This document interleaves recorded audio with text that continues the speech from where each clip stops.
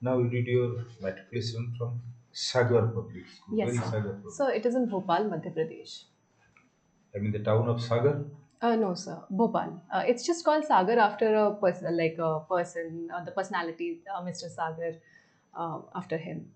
There is a town called Sagar in Yes, real sir. as Yes, well. sir. Yes, It sir. is not that. No, sir. No, sir. It is after some Sagar who is a Yes, sir. renowned Yes, sir. person. A name, yes. Okay, so thereafter, how did you find yourself there at Sagar? Sir, actually, I have done my schooling until class 8th from here. But in ninth and 10th, because my parents are in bank, so they were posted in Madhya Pradesh, Who was Bhopal. posted in Madhya Pradesh? My father initially was posted in Bhopal, and then my mother joined him. So I had to take schooling for 2 years there. Yes.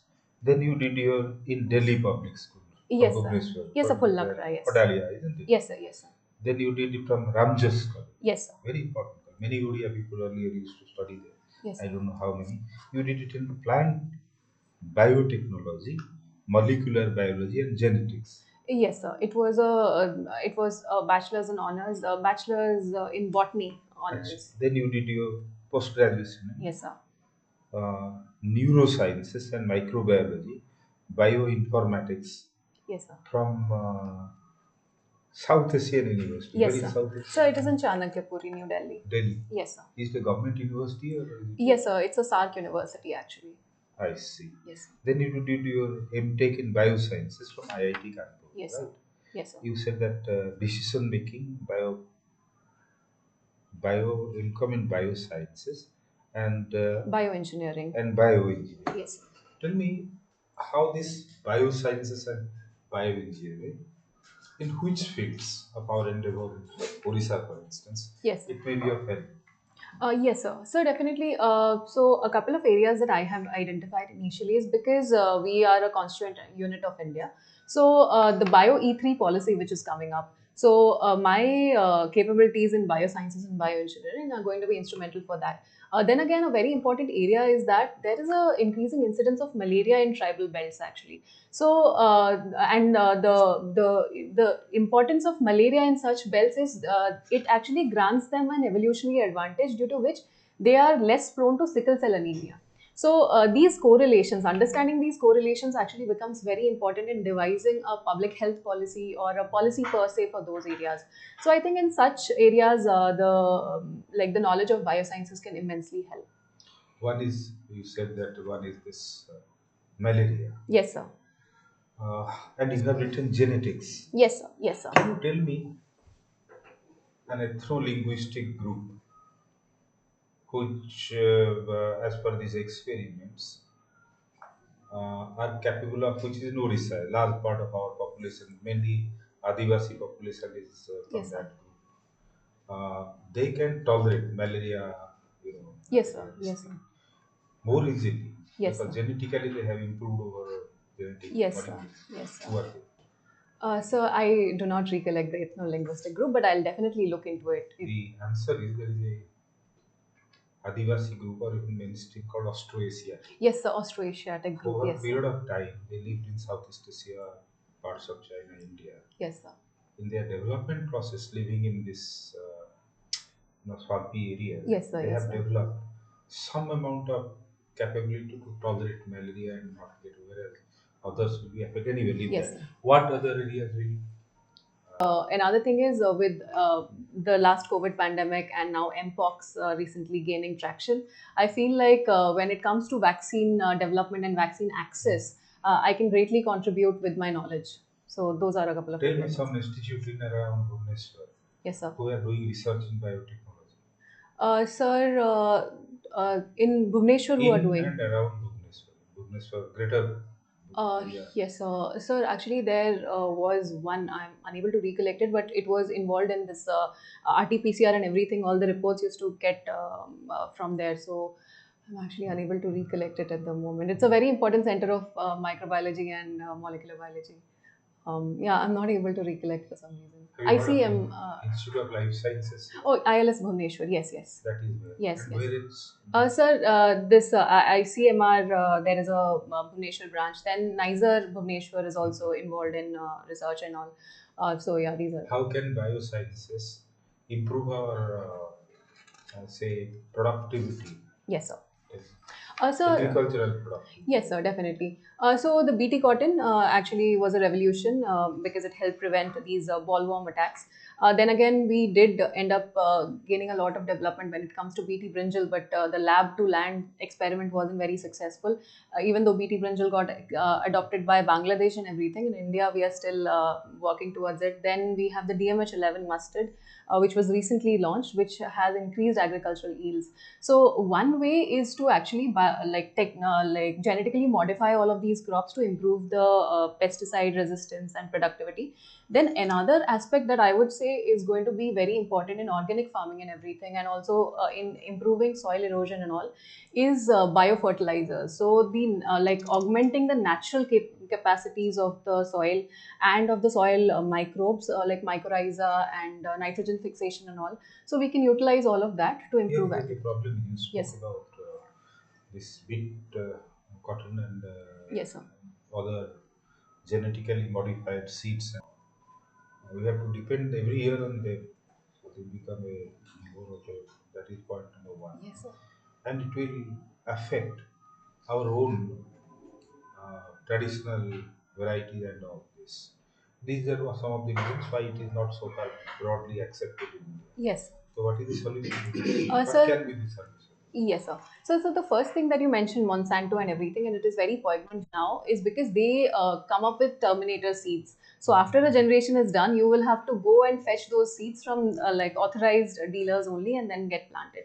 So definitely a great area of concern because poor farmers will get exploited. We already have very low seed replacement rates and everything. Second thing that you mentioned is loss of indigenous varieties, which is again going to be a very grave problem. Monoculture is already leading to issues.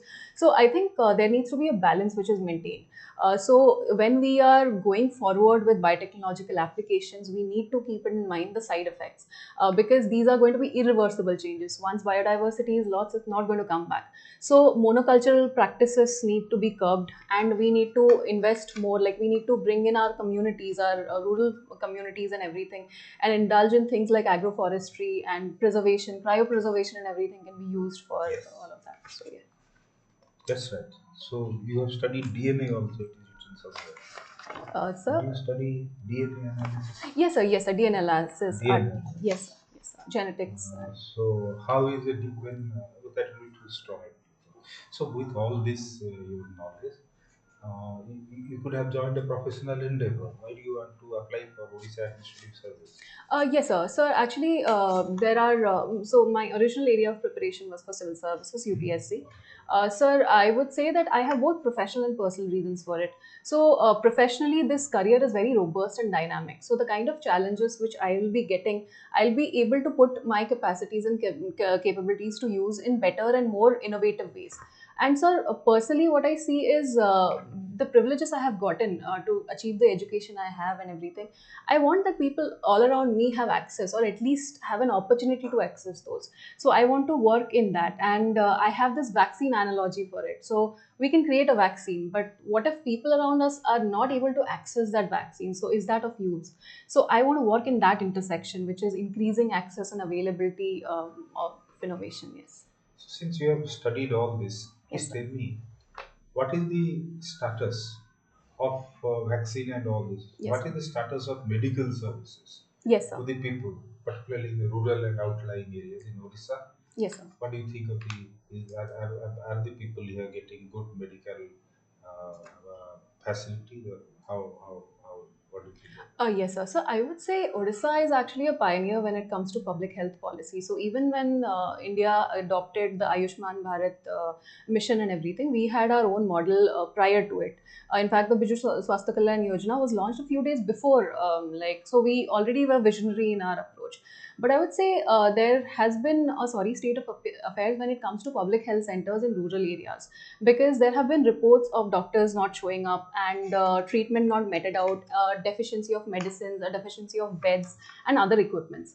And then Odisha, if you consider the geography, there are some hilly areas, there are some areas where there have not roads and everything have not been built. So those people find it very hard to like access healthcare instantly. They have to travel to towns and all of that. So I think a venture like telemedicine and everything is being made available right now. And then we are also trying to cover as much people under the ambit of health insurance and everything. But sir, I would say that we really, really need to gear up our primary health care services to reach them.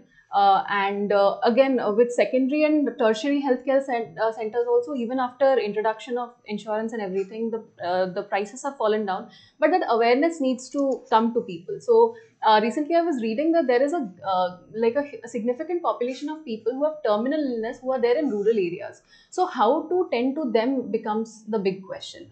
So, but I would say that Odisha has made great strides, and there is a lot of hope in this. Okay. There are in the PHCs and CHCs Yes, sir. also, they are providing Ayurvedic, Yes, sir. Ayush they call it, Yes. and homeopathic Yes, services. sir. Are these really helpful? What do you think of these services, homeopathic and Ayurvedic? And can it help in providing medical services in interior areas?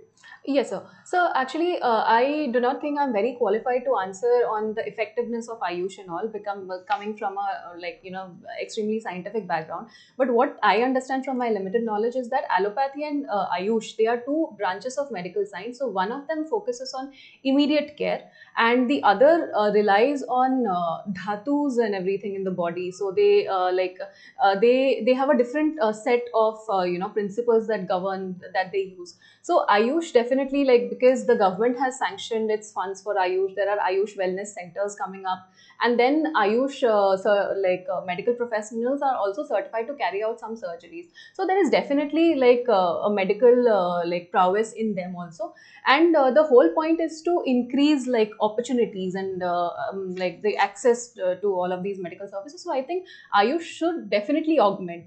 But that is not to say that if a doctor is prescribing you to take up surgery for cancer, and then someone tells like immediate surgery for cancer, and then someone says that no, let's resort to homeopathy and all. There needs to be a balanced opinion. Like the public need to be made aware that Ayush is a long term process and may or may not be successful. So you need to like take a second opinion. So these can be used in complement.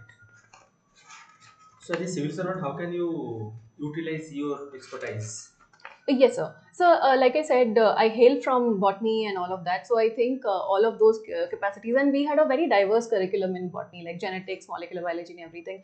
And with the pandemics plaguing and all of that, I feel like I'll be better equipped to handle certain crisis situations, for example, or say vaccine side effects. It was very difficult to actually convince the public to go and have vaccines because they were like the DNA may get integrated and all of that. So, I feel like because I'll be responsible, I will be in charge of a particular administrative area and everything. I can use my knowledge or tell them that you can trust me with this, or this is what we have learned and everything. So I think in that way I can definitely contribute. Do you believe in the theory that doctors are the second god on earth? Yes, sir, I definitely How? believe. Sir, the thing is, medical knowledge. First of all, it's a very grueling process. It takes a lot of time. 8 to 9 years, they are continuously studying and everything. And every time we get hurt or there is a thing recently, I came across a anecdote actually. So someone in the Delhi airport actually got a case of heart attack, and a doctor who was flying, they immediately administered CPR to it. So all of those small interventions can actually save someone's life. So I think yes, definitely they are the second god. So, in your hobbies, you have mentioned promoting mental health. Yes, sir. So, I think the disease first it comes to the mind, then to the body. Is it true? There is actually a concept in neuroscience called the mind-body axis. So what happens to the mind percolates to the body. Happens to the body percolates to the mind, and it has got to do with the gut microbacteria, as one of the research says. So if you have an upset stomach, your mind will constantly be in distress. But and then again, if you have a lingering thought, you have anxiety, it will translate to your stomach issues. So definitely, whatever happens to the body also comes into the mind. And I think there is a research in cancer. I am forgetting the field. They actually say that if you think hard enough, like if you believe positively, the cancer might be cured. So there is also those fields. How can you improve mental health? Yes, sir. So I think the first and foremost thing is acknowledging. So when it came to our previous generations, like our grandfathers, our grandmothers, with their limited awareness, they were not able to dissect actually that there is something that can be happening to the mental health also. But right now, with the growing awareness and everything, we are at least recognizing that like mental health is as much an important component of well-being as is physical health.